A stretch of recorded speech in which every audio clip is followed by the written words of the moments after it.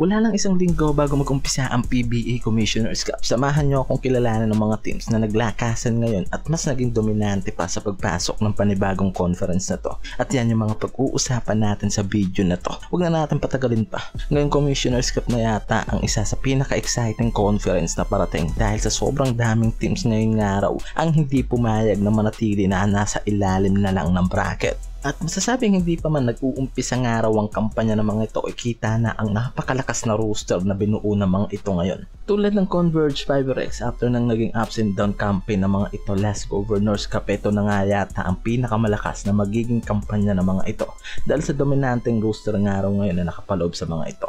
At buo na ang lineup nila kasama ang veterano at active professional player na si Jordan Hiddink na magpapaganda nga raw ngayon ng run ng Converge dahil sa husay nito sa pagiging shooting guard. Itong big man nila na first overall pick na si Justin Baltasar ay sigurado na rin ang magiging unang kampanya sa PBA at sigurado nga raw na magiging malakas ngayon ang front court ng Converge. Nandyan pa yung veteranong point guard nilang si Cabagnot at kumuha ng former NBA na si Chick Diallo na gagamitin nilang import sa kampanya na to. Kaya nga kung nagawa nga raw ng mga ito na makapasok sa quarterfinals, ano pa nga raw kaya ang magagawa ng mga ito ngayong conference. Itong SMB ngayon na isa rin sa tinitignan na magpapatuloy ang magandang kampanya sa Commissioner's Cup. Sa roster ay alam natin na walang problema ang team na to dahil sa mga dekalibre at mga veterano na ang mga nakapaloob dyan. Ngayon nga ibinabalak pa nitong si George Gallant na ibalik ang dominanteng import nila na si Benny Boatwright. And kung mangyari yan, paniguradong mas lalaki pa nga raw ang chance ng mga ito na maging dominante dahil sa husay ng import na to na nagdala rin sa kanila noon ng titulo.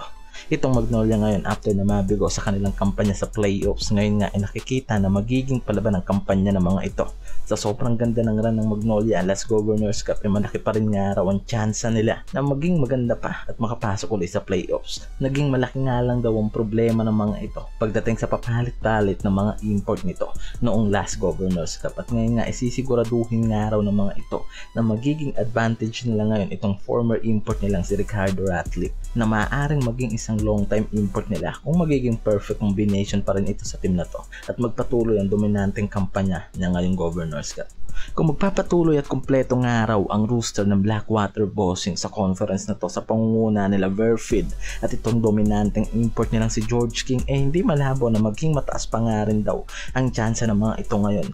Dahil nga sa nabiting kampanya nitong si George King sa Governors Cup at ngayon nga mukhang magbabalik nga raw sa lakas ang Blackwater dahil sa dominanteng import na to at mas magiging malaki ang tsansa ng team na to na sumabay sa mga competitive team ngayong Commissioner's Cup. Isa rin ang team na to sa tinitignang maaaring maging maganda ang kampanya sa conference na to.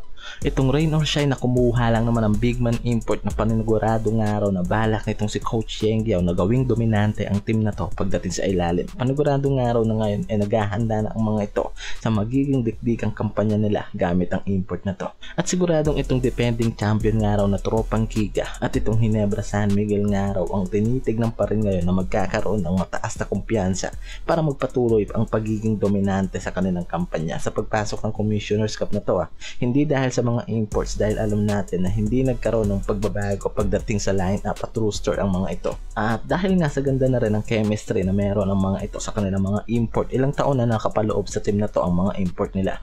Tulad nitong si RHJ na 2 kampyonato na ang naibibigay sa Tropang Giga at itong si Justin Noype ganyan din at marami ng titulo rin ang naiambag sa Gin Kings. Kaya nga malaki pa rin nga raw ang advantage ng mga ito dahil sa team chemistry na meron na sa kanilang import at hindi na kailangan manibago pa sa roster na meron sila ngayon. At ang mga ito nga raw ang isa sa tinitignan na magiging maganda pa rin nga raw ang kampanya at maaaring mas maging dominante pa sa pagpasok ng Commissioner's Cup dahil sa strategy na meron nga raw ito.